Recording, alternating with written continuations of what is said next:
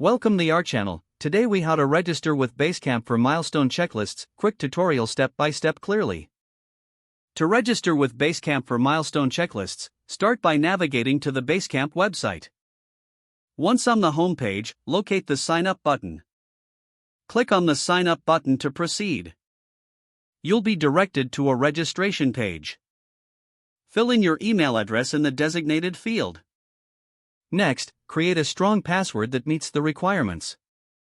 Confirm your password by entering it again in the provided field. After completing the required fields, look for the Create Account button. Click on the Create Account button to finalize your registration. You may receive an email to verify your account. Open the email from Basecamp and click on the verification link. Once verified, return to the Basecamp website. Log in using your newly registered email and password. After logging in, you'll see the main dashboard. To start with Milestone checklists, navigate to a project or create a new one. Click on the Add a Checklist option within the project. Give your checklist a relevant title. Begin adding tasks or milestones by typing in the designated box. Once you've added tasks, you can organize them by dragging and dropping. Make sure to save your changes before exiting. You have now successfully registered and created milestone checklists in Basecamp. If the page does not load, refresh the browser or try again in a private or incognito window.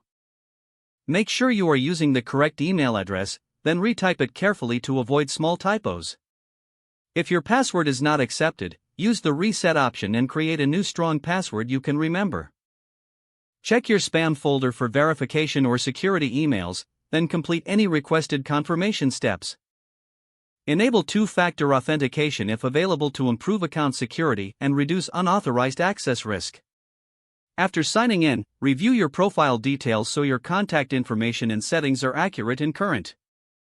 If you see an error message, note it down and try again after restarting your device and internet connection. Don't forget to like this video and subscribe to our channel for more step-by-step tech guides.